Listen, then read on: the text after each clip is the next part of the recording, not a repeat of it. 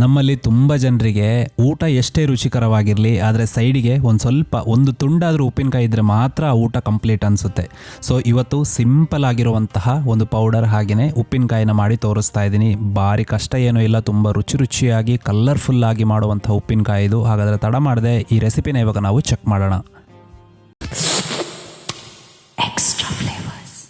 ಈ ಉಪ್ಪಿನಕಾಯಿ ಮಾಡ್ಕೊಳ್ಳೋದಕ್ಕೆ ಇಲ್ಲಿ ನಾನು ಹೆರಳೆಕಾಯಿ ಅಥವಾ ದೊಡ್ಲಿಕಾಯಿ ಅಂತೀವಿ ನಾವು, ಅದನ್ನು ಒಂದು ಸುಮಾರು 3 ರಿಂದ 4 ತಗೊಂಡಿದ್ದೀನಿ. ಫಸ್ಟಿಗೆ ಅದನ್ನು ಚೆನ್ನಾಗಿ ತೊಳೆದು ಅದರದ್ದು ನೀರನ್ನೆಲ್ಲ ಒರೆಸಿ ಕಟ್ ಮಾಡ್ಕೋಬೇಕು. ಹಾಗೆಯೇ ಮಧ್ಯದಲ್ಲಿರುವಂತಹ ಬಿಳಿ ಭಾಗ ಹಾಗೆಯೇ ಅದರದ್ದು ಬೀಜಗಳನ್ನೆಲ್ಲ ನೀಟಾಗಿ ತೆಕ್ಕೋಬೇಕು. ಬೀಜಗಳೆಲ್ಲಾದರೂ ಇದ್ದರೆ ಈ ಉಪ್ಪಿನಕಾಯಿ ಏನಿದೆ ಅದು ಕಹಿ ಬಂದುಬಿಡುತ್ತೆ.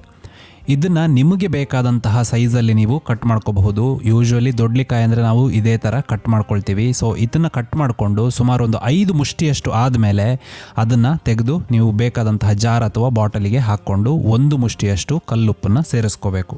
ಕಲ್ಲುಪ್ಪಲ್ಲಿ ಜಾಸ್ತಿ ನೀರಿನ ಅಂಶ ಇದೆ ಅಂದರೆ ನೀವು ಅದನ್ನು ಫಸ್ಟಿಗೆ ಡ್ರೈ ರೋಸ್ಟ್ ಮಾಡಿಕೊಂಡು ಆಮೇಲೆ ಸೇರಿಸ್ಕೋಬೇಕು. ಈ ಥರ ಲೇಯರ್ ಮಾಡ್ಕೋಬೇಕು. 5 ಮುಷ್ಟಿಗೆ 1 ಮುಷ್ಟಿಯಷ್ಟು ಉಪ್ಪು ಎಲ್ಲ ಹಾಕಿದ ಮೇಲೆ ಕೊನೆಗೆ ಕೂಡ ನೀವು 1 ಮುಷ್ಟಿಯಷ್ಟು ಉಪ್ಪನ್ನು ಹಾಕಿ ಇದನ್ನು ಮುಚ್ಚಿಟ್ಟು ಸುಮಾರು 6 ರಿಂದ 7 ದಿನ ಇದನ್ನು ಚೆನ್ನಾಗಿ ಬಿಟ್ಬಿಡ್ಬೇಕು. ಈ ಥರನೇ ಆವಾಗ ಈ ಹೆರಳೆಕಾಯಿ ಅಥವಾ ದೊಡ್ಲಿಕಾಯಿ ಏನಿದೆ ಅದು ಸ್ವಲ್ಪ ಸಾಫ್ಟ್ ಆಗುತ್ತೆ, ಉಪ್ಪು ಕೂಡ ಚೆನ್ನಾಗಿ ಕರಗಿ ಎಳ್ಕೊಳ್ಳುತ್ತೆ. ಇವಾಗ ಮಸಾಲ ಮಾಡ್ಕೊಳ್ಳೋದಕ್ಕೆ 2.5 ಟೇಬಲ್ ಸ್ಪೂನಷ್ಟು ಸಾಸಿವೆ, 1 ಟೇಬಲ್ ಸ್ಪೂನಷ್ಟು ಜೀರಿಗೆ, 3/4 ಟೇಬಲ್ ಸ್ಪೂನಷ್ಟು ಮೆಂತ್ಯನ ತಗೊಂಡಿದ್ದೀನಿ. ಹಾಗೆಯೇ ಒಂದು 5 ಟೇಬಲ್ ಸ್ಪೂನಷ್ಟು ಬ್ಯಾಡಗಿ ಮೆಣಸಿನ ಪುಡಿ ಬೇಕಾಗುತ್ತೆ.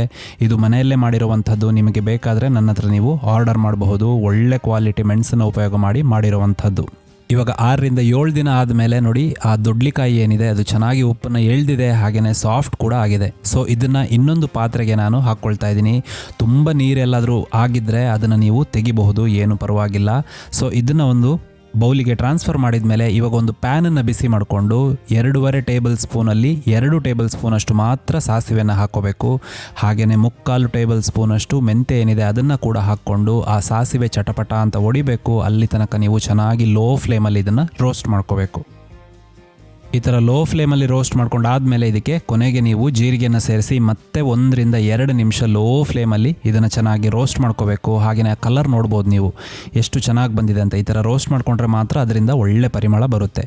ಇದನ್ನು ಪೌಡರ್ ಮಾಡಿ ಇಟ್ಕೊಂಡಿದ್ದೀನಿ. ಈ ಪೂರ್ತಿ ಪೌಡರ್ನ ಇದಕ್ಕೆ ನಾವು ಇವಾಗ ಉಪಯೋಗ ಮಾಡಬೇಕು. ಹಾಗೆಯೇ ಒಗ್ಗರಣೆ ಕೊಡೋಕ್ಕೆ ಇಲ್ಲಿ ಒಂದು 1/4 ಕಪ್ನಷ್ಟು ಅಡುಗೆ ಎಣ್ಣೆನ ಹಾಕ್ತಾ ಇದ್ದೀನಿ. ಎಣ್ಣೆ ಬಿಸಿ ಆದಮೇಲೆ ಇದಕ್ಕೆ ನಾವು ಮಿಕ್ಕಿರುವಂತಹ ಸಾಸಿವೆ ಏನಿದೆ ಅದನ್ನು ಹಾಕಬೇಕು. ಈ ಸಾಸಿವೆ ಒಡೆದಾದ್ಮೇಲೆ ಇದಕ್ಕೆ ಒಂದು 1/4 ಚಮಚದಷ್ಟು ಹಿಂಗನ್ನು ಹಾಕ್ಕೊಳ್ತಾ ಇದ್ದೀನಿ. ಜಾಸ್ತಿ ಹಾಕ್ಕೊಳ್ಳೋಕೆ ಹೋಗಬೇಡಿ. 1/4 ಚಮಚದಷ್ಟು ಹಾಗೆಯೇ 1/4 ಚಮಚದಷ್ಟು ಅರಿಶಿನ ಹಾಕಿ ಫ್ಲೇಮ್ನ ಆಫ್ ಮಾಡಬೇಕು. ಇವಾಗ ಪೌಡರ್ ಕೂಡ ರೆಡಿಯಾಗಿದೆ, ಒಗ್ಗರಣೆ ಕೂಡ ರೆಡಿಯಾಗಿದೆ. ಸೊ ಈ ಎಲ್ಲ ಪೌಡರ್ ಹಾಗೆಯೇ 5 ಟೇಬಲ್ ಸ್ಪೂನಷ್ಟು ಬ್ಯಾಡಗಿ ಮೆಣಸಿನ ಪುಡಿನ ಇದಕ್ಕೆ ಹಾಕಿ ಚೆನ್ನಾಗಿ ಇದನ್ನು ಮಿಕ್ಸ್ ಮಾಡಬೇಕು. ನಾನು ಪೌಡರ್ ಹಾಕೋದು ವಿಡಿಯೋ ಇಲ್ಲಿ ಡಿಲೀಟ್ ಆಗಿಬಿಟ್ಟಿದೆ, ಅದಕ್ಕೋಸ್ಕರ ನಾನು ಈ ಥರನೇ ಹೇಳ್ತಾ ಇದ್ದೀನಿ. 5 ಟೇಬಲ್ ಸ್ಪೂನಷ್ಟು ಬ್ಯಾಡಗಿ ಮೆಣಸಿನ ಪುಡಿ ಇದ್ದರೆ ಸಾಕು. ಇದೆಲ್ಲದನ್ನು ಹಾಕಿ ಒಂದ್ಸಲ ಚೆನ್ನಾಗಿ ಮಿಕ್ಸ್ ಮಾಡ್ಕೊಳ್ಳಿ. ಕೊನೆಗೆ ಇದಕ್ಕೆ ಆ ತಣ್ಣಗಾಗಿರುವಂತಹ ಎಣ್ಣೆನ ಇದಕ್ಕೆ ಸೇರಿಸ್ಕೋಬೇಕು. ಆ ಒಗ್ಗರಣೆ ಎಣ್ಣೆ ಏನಿದೆ ಅದನ್ನು ಹಾಕ್ಕೋಬೇಕು. ತುಂಬ ಜನ ಎಣ್ಣೆ ಬಿಸಿ ಇರೋವಾಗಲೇ ಹಾಕ್ತೀರಿ, ಆ ಥರ ಮಾಡ್ಕೋಬೇಡಿ. ಆ ಥರ ಮಾಡಿದಾಗ ಆ ದೊಡ್ಲಿಕಾಯಿ ಏನಿದೆ ಅದು ಎಲ್ಲ ಹೀಟಾಗಿ ಬಾಡೋಗ್ಬಿಡುತ್ತೆ. ಒಂದು ಹಾಳಾಗ್ಬಿಟ್ರೆ ಮತ್ತೆ ನಿಮ್ಮ ಉಪ್ಪಿನಕಾಯಿ ಪೂರ್ತಿ ಹಾಳಾಗ್ಬಿಡುತ್ತೆ. ಅದಕ್ಕೋಸ್ಕರ ಎಣ್ಣೆ ತಣ್ಣಗಾದ್ಮೇಲೆ ಇದಕ್ಕೆ ಹಾಕಿ ಒಂದ್ಸಲ ಚೆನ್ನಾಗಿ ಮಿಕ್ಸ್ ಮಾಡಿದರೆ ಈ ಸೂಪರ್ ರುಚಿಯಾದಂತಹ ದೊಡ್ಲಿಕಾಯಿ ಉಪ್ಪಿನಕಾಯಿ ರೆಡಿಯಾಗುತ್ತೆ.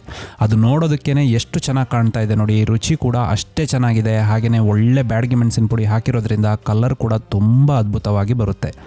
ಖಾರ ಕೂಡ ಮೀಡಿಯಂ ಲೆವೆಲ್ ಇರುತ್ತೆ. ಇದನ್ನು ನೀವು 1 ದಿನ ಇದೇ ಥರ ಬಿಟ್ಟುಬಿಡ್ಬೋದು. ಆಮೇಲೆ ಇದನ್ನು ನೀವು ಸವಿಬಹುದು. ಯಾಕಂದರೆ ಆ ಮಸಾಲೆ ಎಲ್ಲ ಚೆನ್ನಾಗಿ ಎಳಿಬೇಕು ಅಂದರೆ ಅದಕ್ಕೆ 1 ದಿನ ಬೇಕಾಗುತ್ತೆ. ಸೊ 1 ದಿನ ಬಿಟ್ಟಾದಮೇಲೆ ಒಂದು ಜಾರಲ್ಲಿ ಹಾಕಿಟ್ಟು ಅದನ್ನು ಮುಚ್ಚಿಟ್ರೆ ನೀವು 1 ವರ್ಷ ತನಕ ಕೂಡ ಕೆಡದಂತೆ ಚೆನ್ನಾಗಿ ಯೂಸ್ ಮಾಡಬಹುದು. ಎಣ್ಣೆ ಸ್ವಲ್ಪ ಜಾಸ್ತಿ ಹಾಕಿದಷ್ಟು ಅದು ಬಾಳಿಕೆ ಕೂಡ ಜಾಸ್ತಿ ಬರುತ್ತೆ. ಸೊ ಈ ವಿಡಿಯೋ ನಿಮಗೆ ಇಷ್ಟ ಆಯಿತು ಅಂದ್ಕೊಳ್ತೀನಿ. ನನ್ನ ವಿಡಿಯೋಗಳು ಇಷ್ಟ ಆದರೆ ಲೈಕ್ ಮಾಡೋದಕ್ಕೆ ಮರಿಬೇಡಿ.